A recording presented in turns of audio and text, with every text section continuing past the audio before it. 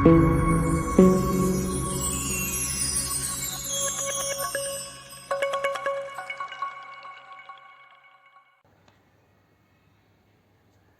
बच्चों, अस्सलाम वालेकुम। मैं फिर आपकी खिदमत में हाज़िर हूँ तालीम ट्यूटोरियल के साथ। फिर ये जो हमारा जानवरों की दुनिया जो चैप्टर नंबर 2 है, इसका लेक्चर 3 लेके फिर आपके सामने हाज़िर हूँ दोस्तों। हम आज ये छोटे छोटे टॉपिक है, जो 3 टॉपिक आज हम लेंगे और इसको अच्छे से समझेंगे। सबसे पहला टॉपिक जो है दोस्तों, ये तनफ़ुस का अमल है, यानी रेस्पिरेशन। ये तनफ़ुस का अमल ये क्या है, तो आपको मैं एकदम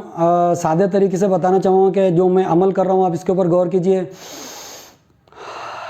ये क्या है? ये है रेस्पिरेशन, ये है तनफ़ुस, यानी सांस लेना और सांस छोड़ना। ये तो सबको मालूम है कि हम जो है तो ऑक्सीजन लेते हैं और कार्बन डाइऑक्साइड छोड़ते हैं, लेकिन ये तनफ़ुस का अमल होता कैसा है दोस्तों? सबसे पहले तनफ़ुस का अमल इंसानों के अंदर और जानदारों के अंदर देखेंगे हम कि जो है तो सबसे पहले हम नाक से और मुँह से सांस ले सकते हैं। ज़्यादातर हम नाक से लेते हैं, लेकिन जब सर्दी वगैरह हो जाती है, हमारी नाक बंद हो जाती है, तो हम मुंह से भी सांस लेते हैं। और ये सांस जो हम अंदर लेते हैं ऑक्सीजन, ये फेफड़ों में जाती है, फेफड़े फूल जाते हैं। फूलने के बाद में फिर वो वापस अंदर एक रद्द अमल होता है, जो ऑक्सीजन जो है वो कार्बन डाइऑक्साइड में बदल जाती है। और जब फेफड़े सिकुड़ते हैं तो हम बाहर जो है तो कार्बन डाइऑक्साइड निकालते हैं। तो जो खींचने का अमल है उसको इनहेल कहते हैं, और जो निकालने का अमल है उनको एग्जॉस्ट कहते हैं दोस्तों। इस तरीके से इंसानों में और जानवरों में जो है तो जो भी ज़मीन पे चलने वाले जानदार है, जैसे हमारे आसपास में हैं, उनके जो है तो फेफड़ों की मदद से वो जो है तो सांस लेते हैं, लंग्स की मदद से सांस लेते हैं। जैसे बकरी है, गाय है, भैंस है, ये हमारे आसपास में, और जो भी ज़मीन पर रहने वाले जितने भी जानदार हैं, जैसे कि चीता है, लॉयन है, और जो भी हिरन है, ये सब जो है अपने लंग्स से सांस लेती है। ये बहुत जो है तो आसान सी चीज़ थी, जो शॉर्टकट के अंदर में तनफ़ुस जो है तो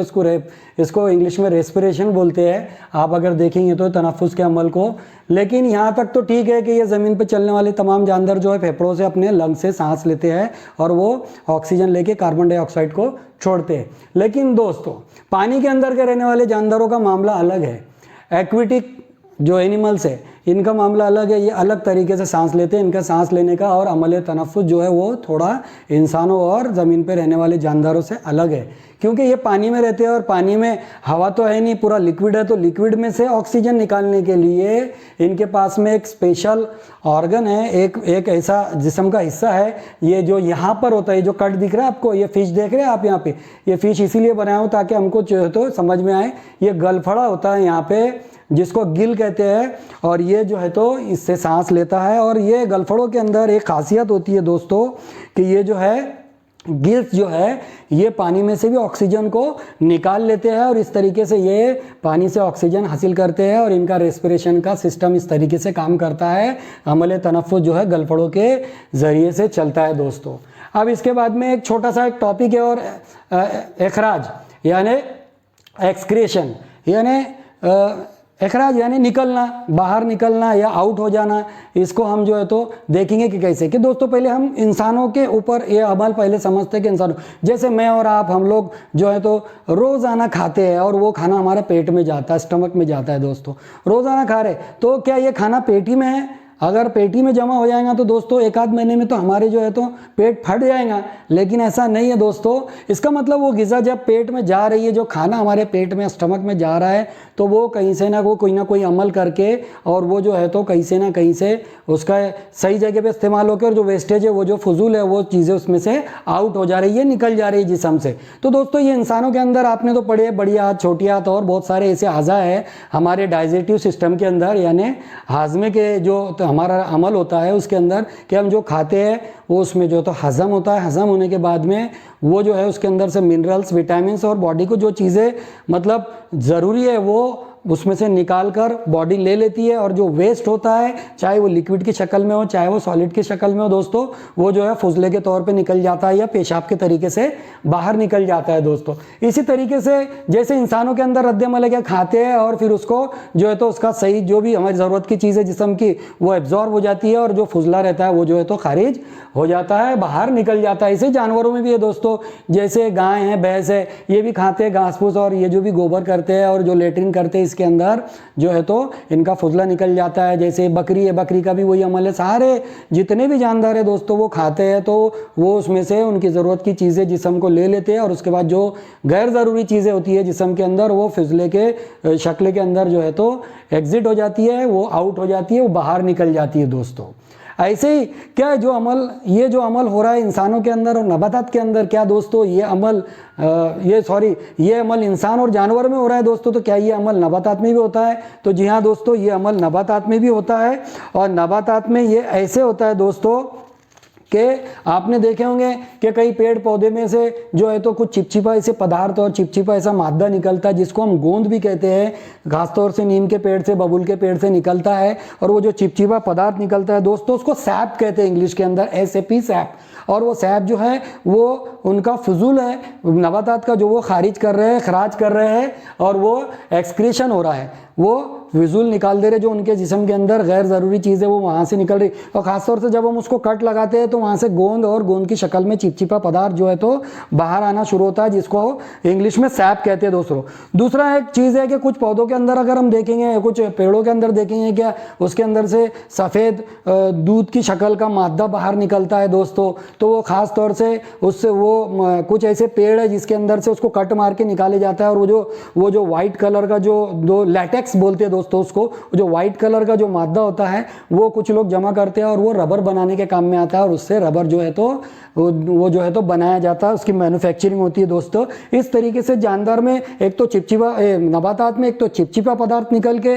वेस्ट बाहर आता है, अखराज होता है, या फिर ये दूध की शक्ल में एक लिक्विड निकलता है, वो भी जो है तो उसका अखराज ही है, अमल है। और दोस्तों एक तीसरी शक्ल है कि उसके ऊपर जो फल पौधे, उसके ऊपर फल पत्ते लगे रहते हैं, वो भी जो है तो एक मौसम में आने के बाद पतझड़ शुरू होता है, वो सारी चीज़ें झड़ जाती है और उसका जो वेस्टेज रहता है वो जो निकल जाता है और फिर से वो नया जो है तो नए आते हैं और वो फिर फ्रेश रद्द-ए-अमल और फ्रेश पत्ते और फ्रेश फ्रूट्स उसके ऊपर आते हैं दोस्तों। इस तरीके से दोस्तों ये जो अखराज का अमल है ये इंसान, जानवर और नबातात में हमने देखे कि किस तरीके से होता है दोस्तों। इसके बाद में एक छोटा सा दोस्तों हमारा तीसरा वाला टॉपिक जो है ये जवाबी अमल की सलाहियत और हरकत। दोस्तों इसको मैं एक आसान तरीके से समझाना चाहता हूँ कि जवाबी अमल क्या होता है और हरकत क्या होती है। दोस्तों जैसे मैंने अपने आप मेरी स्किन पर टच किया तो मुझे ये महसूस होता है कि मेरा हाथ किस जगह पे लग रहा है, कि हाथ पे लग रहा है, कि गाल पे लग रहा है, कि मैं सर खुजा रहा हूँ, तो ये मैं इसको महसूस करता हूँ। और ये वही है महसूस करना यानी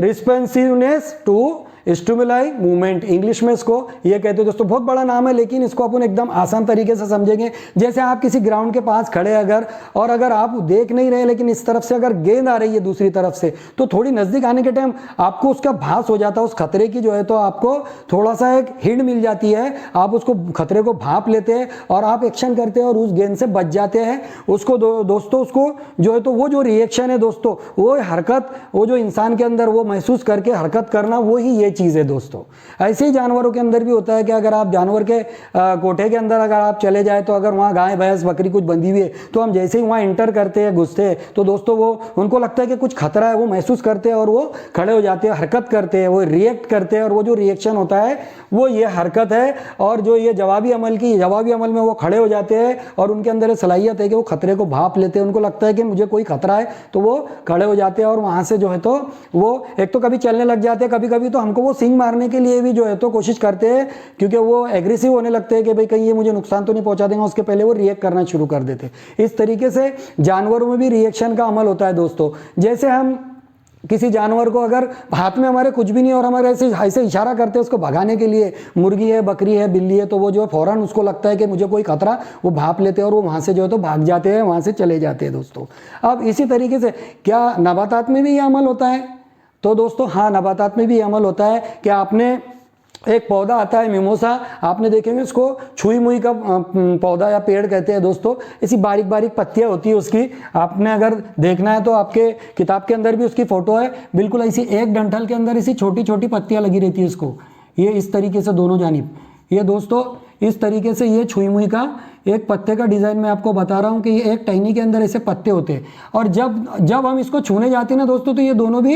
है ना मिल जाते, मतलब अपने आप को वो सिकोड़ लेता है और वो जो है तो अपने आप को सिकोड़ लेता है, और वो सिकुड़ने के बाद में वो इस तरह की शक्ल बन जाती है। यानी अगर ये जो 2 पत्ते ऐसे खुले हुए और हम इसको जैसे ही छूते हैं तो ये जो है तो बंद हो जाता है, वो खतरा भाप लेता है और वो रिएक्शन करता है, वो जो है तो रिस्पॉन्स देता है और स्टिमुलाई और मूवमेंट भी करता है और वो हरकत भी करता है। वो खतरा भापने के बाद में हरकत करता है और उसी को जवाबी अमल की सलाहियत और हरकत कहते हैं। इसी तरीके से दूसरे बात को देखो, आप मनी प्लांट है ना खिड़की के पास रखो, अगर हम खिड़की में मनी प्लांट रखते हैं तो देखो वो सूरज की रोशनी की तरफ बढ़ता है, वो अंधेरे की तरफ कभी नहीं जाएगा, वो रोशनी की तरफ जाता है जिधर सूरज की रोशनी होती है। तो ये भी एक तरह का जो है तो हरकत और जवाबी अमल है कि वो लाइट की तरफ, रोशनी की तरफ वो जाता है। ऐसे ही सूरजमुखी का जो आपने देखे होंगे सूर्यमुखी का फूल आता है सनफ्लॉयल, सनफ्लावर जिसका हम अभी तेल भी खाते हैं खाने के अंदर, तो वो जो सनफ्लावर होते हैं वो सुबह में जो है ना वो दोस्तों सूरज जिधर से निकलता है उनका मुंह उधर होता है, लेकिन जैसे जैसे सूरज जिधर जिधर घूमता है तो वो अपनी जो है तो अपना मुंह भी उधर ही घुमाते हैं और शाम तक वो जिधर सूरज डूबता है उधर चले जाते हैं दोस्तों। तो ये भी जो है ना, ये भी जो है तो जवाबी अमल की सलाहियत और हरकत का अमल है दोस्तों, क्योंकि वो भांप लेता है कि रोशनी किधर जा रही है और वो अपने मुंह को जो है तो दोस्तों ईस्ट से सूरज निकलता है, उसका मुंह ईस्ट की तरफ होता है और शाम तक देखेंगे तो वो वेस्ट में जहां गुरूब होता है सूरज, जहां डूबता है, जहां सनसेट होता है उस तरफ वो जो है चला जाता है दोस्तों। इस तरीके दोस्तों आज हमारे 3 पॉइंट हो गए और ये तीसरा लेक्चर था। अभी चौथे लेक्चर में इंशाल्लाह हमारा जो है तो ये द लिविंग वर्ल्ड, जानदारों की दुनिया का लेसन हम खत्म करेंगे। और मैंने कोशिश किया हूँ कि ये मैं आपको बहुत आसान और सलीस ज़बान में समझाऊँ और कुछ जो इंग्लिश की चीज़ें हैं वो भी मैं आपको दूँ। तो दोस्तों ये वीडियो पूरा देखिएगा, स्किप ना कीजिएगा, और पिछले वीडियो आप देख नहीं रहे कंटिन्यू देखिए और आप नॉलेज हासिल कीजिए, अच्छे मार्क्स लीजिए और खूब अपनी ज़िंदगी में तरक्की कीजिए दोस्तों। इल्म हासिल करने से इंसान रोशनी में रहता है, इल्म रोशनी है, हम कई बार सुनते हैं दोस्तों। और ये जो चैनल शुरू किया गया सिर्फ जो है तो उर्दू मीडियम के बच्चों की खिदमत के लिए और उर्दू की खिदमत के लिए शुरू किया गया है दोस्तों। तो मेरे चैनल को सब्सक्राइब कीजिए, बेल आइकन को दबाइए और कमेंट करके बताइए कि आपको हमारे लेक्चर और हमारे ये जो ट्यूटोरियल है कैसे लग रहे हैं दोस्तों। ये तालीम आम ट्यूटोरियल जो है ये आपकी खिदमत के लिए स्टार्ट हुआ है दोस्तों। मैं इसी के साथ में इस वीडियो को ख़त्म करता हूँ। अलविदा, अल्लाह हाफिज़।